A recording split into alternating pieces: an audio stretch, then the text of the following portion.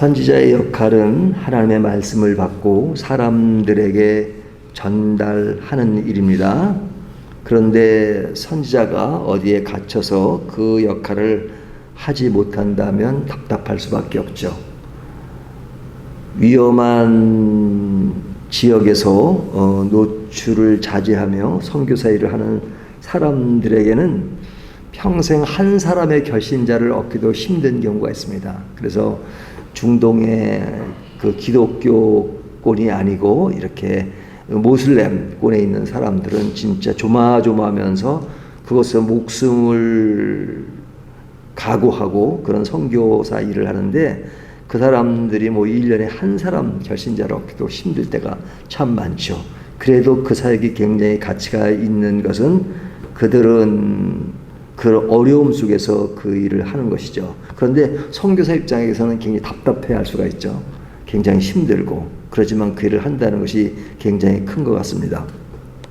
그런데 일이 잘 되다가 또 잘 안 돼서 중단되는 경우도 있잖아요. 그럴 때도 답답한 일이라고 생각될 수가 있는데, 그럴 때면 사람들은 하나님의 일이 이 일로 중단된 것은 아니냐라는 생각을 할 때가 있죠. 하지만 역사적으로 볼 때 뭐 기독교 박해가 있고 어려움이 있다 할지라도 기독교가 위축돼 보이는 그런 모습은 있지만 결코 중단된 일은 없습니다. 중국이 공산화가 되면서 기독교는 완전히 사라졌다고 사람들은 생각했는데, 뚜껑을 열어보니까 사라진 것이 아니라 그 지하교회, 가정교회가 굉장히 활성화되어서 가정교회가 굉장히 무르익고, 이 가정교회의 새로운 아이디어들을 중국 교회에서 얻었다는 말도 있습니다. 그만큼 숨은 그 복음이 계속 전파되는 것을 볼 수 있죠. 북한은 너무너무 심해서 기독교가 상실된 듯 하지만 북한 안에도 그 기독교의 맥을 계속 이어간다고 합니다. 제가 서론을 좀 길게 말씀드렸는데요. 오늘 본문에 보면 예레미야 선지자에게는 성전 출입이 금지되었잖아요. 그러니까 그 일이 막힌 겁니다. 갇혀가지고 그 일을 더 이상 할 수 없는 그런 상황이 되었습니다. 그럴 때 하나님께서 예레미야 선지자에게 그 말씀을 기록하라 이렇게 말씀하시죠. 기록하라. 전할 수 없으니까 기록하라 하죠. 그래서 그 예레미야 선지자는 그의 제자 바룩을 불러서 그에게 받아 쓰도록 했습니다. 내가 하는 말, 이것은 하나님이 주신 말씀이니까 받아 써라 하는 말씀이 4절에 나오죠. 이에 예레미야가 네리야의 아들 바룩을 부르매 바룩이 예레미야가 불러주는 대로 여호와께서 그에게 이르신 모든 말씀을 두루마리 책에 기록하니라. 그래서 그의 제자 바룩이 그 글을 받아 쓰고 그 받아 쓴 글을 성전에서 낭독하게 합니다. 그 낭독하는 그 내용이 5절부터 10절까지 기록되어 있는데요. 여기 보면 성전에서 이 바룩이 그것을 낭독합니다. 그 낭독한 말씀을 미가야라는 사람이 듣고 그는 왕국에 내려가서 서기관들에게 그 내용을 전합니다. 13절을 보면요. 미가야가 바룩이 백성의 귀에 책을 낭독할 때 들은 모든 말을 그들에게 전하매, 그러죠. 그 전한 말을 전합니다.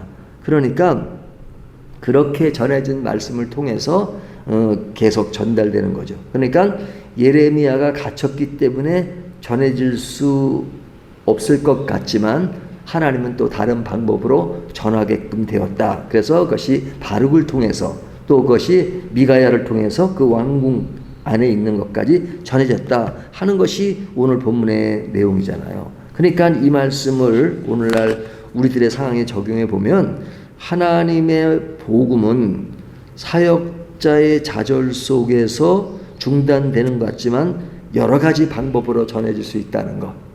그러니까 우리나라야 워낙 이제 기독교의 자유가 있고 복음의 자유가 있으니까 그런데 그런 자유가 많이 제한돼. 뭐 북한을 예를 들 수 있고요, 중국도 예를 들 수 있는데 그런 가운데도 하나님의 방법은 끊어지지 않고 계속되고 있다는 것이죠.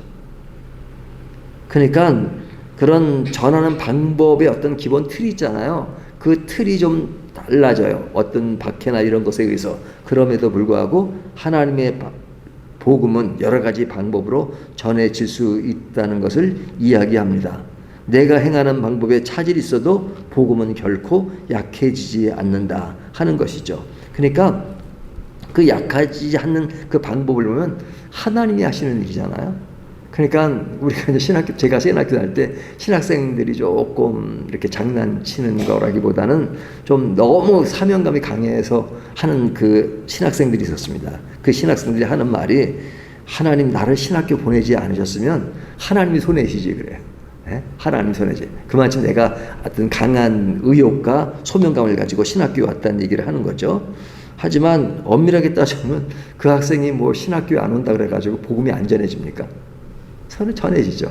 뭐 그런 말의 의도는 굉장히 그런 좋은 의미에서 행해진 거지만요. 그러니까 하나님이 모세가 없으면, 바울이 없으면 복음을 전할 수 없느냐? 그러지 않죠. 바울이 없어도 모세가 없어도 하나님의 말씀은 여전히 전해졌습니다. 그렇다고 바울이나 모세의 사역이 약화되는 것이 아니라 하나님은 그만큼 여러 가지 방법으로 일할 수 있다는 것이죠. 그러니까 하나님의 방법이라고 하는 것은 사람들의 생각과 수준을 뛰어넘는 것입니다. 우리가 행하는 습관적인 방법이 바뀐다 하더라도 복음이 중단되는 일은 없습니다. 그래서 그런 차원에서 하나님은 때때로 사역자들을 시기하실 때가 있어요. 시기하실 때가 있어요. 사실 제가 신학교 다닐 때는 저희 막 그룹이 있었는데 그 그룹의 신학생들에게 그냥 거의 아주 참 좋은 목회자의 모델로 생각했던 사람이 있었어요. 그 사람들이 누구였냐면 옥하는 목사, 하영조 목사, 이동원 목사, 그 다음에 또 누구죠? 뭐 네 사람이었는데 그때는 그렇게 생각이 들었어요. 근데 그분들 중에 벌써 몇 분이 돌아가셨어요.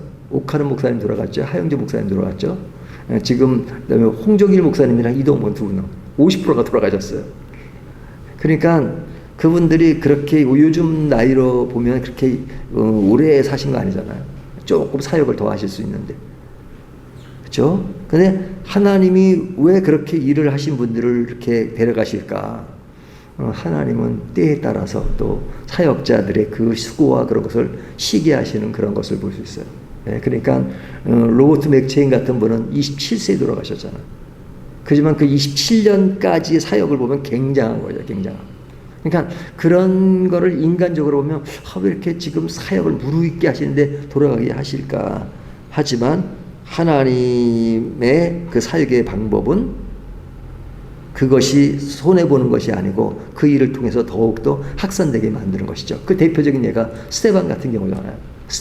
스데반은 일찍 순교당하고 그랬지만 그 일로 인해서 또 다음 이 일을 있게 만든 것이 바울이잖아요.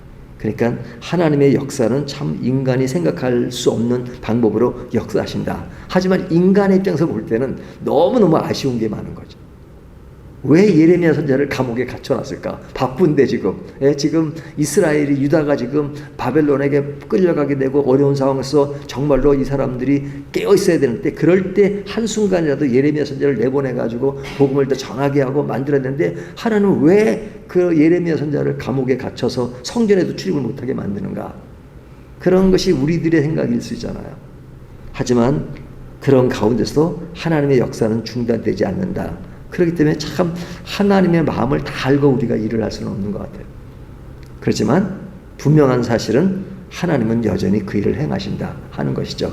그런 의미에서 우리들이 행할 것은 뭐냐면 모든 것을 다 알아서가 아니라 지금 나에게 주어진 그 일에 신실하게 일하는 것, 충성을 다하는 것. 내일이 보장되어서가 아니라 내일은 몰라요. 그렇지만 지금 이 순간에 나에게 주어진 일에 대해서 충성을 다하는 것.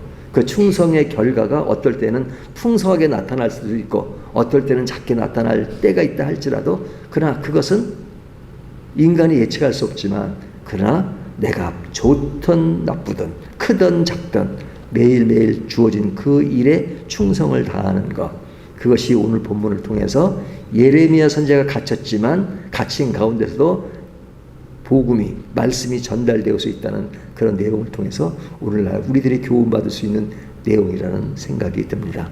오늘 말씀을 통해서 우리에게 중요한 것은 신실하게 가는 것이다 하는 말씀을 교훈받을 수 있는 것 같습니다.